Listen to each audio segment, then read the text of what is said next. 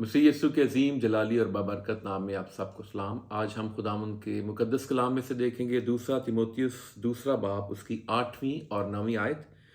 खुदा के कलाम में लिखा है, यीशु मसीह को याद रख जो मुर्दों में से जी उठा है और दाऊद की नस्ल से है, मेरी उस खुशखबरी के मुआफिक जिसके लिए मैं बदकार की तरह दुख उठाता हूँ, यहाँ तक कि कैद हूँ मगर खुदा का कलाम कैद नहीं।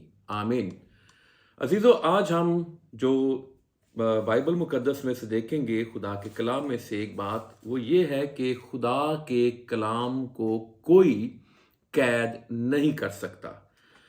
पौलुस रसूल यहाँ पर कहते हैं कि मैं कैद हो सकता हूँ, मुझे हिरासत में लिया जा सकता है, मुझे गिरफ्तार किया जा सकता है, मुझे पाबंदे सलासल किया जा सकता है, लेकिन खुदा के कलाम को कोई भी कैद नहीं कर सकता। और ये खुदा के कलाम की कुदरत है, बल्कि खुदा का कलाम जो है उसमें कुदरत पाई जाती है और खुदा का कलाम अपने कुदरत के वसीले से तमाम कायनात को संभालता है। रसूल अंबिया कैद हुए, कैद हो सकते हैं, उनको शहीद किया गया, उनको मारा गया, उनको हलाक किया गया, लेकिन खुदा के कलाम को कोई भी कैद नहीं कर सकता। कोई इंसान भी इसे बेड़ियां नहीं पहना सकता, कोई भी इसे जंजीरों में नहीं बांध सकता।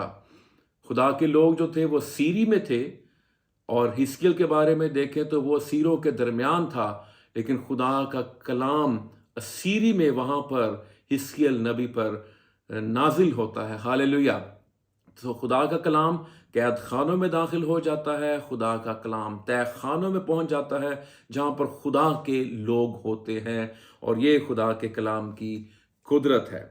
एक और बात आज जो हम इस हवाले से देखना चाहेंगे, और वो ये है कि ये जो खुदा का कलाम है इसे कोई कैद नहीं कर सकता, लेकिन जो गुनाह के कैदी होते हैं, जो बीमारियों के कैदी होते हैं, जो लानतों के कैदी होते हैं, जो नापाक रूहों की कैद में होते हैं, इस कलाम में ये कुदरत है कि ये उन जिंदगियों को गुनाह की गुलामी से आज़ाद कर सकता है, उनकी असीरी को ख़त्म कर सकता है, और उनको हर तरह के गुनाह से, बदी से, बुराई से रिहाई, मखलसी और छुटकारा बख्श सकता है। हालेलुया।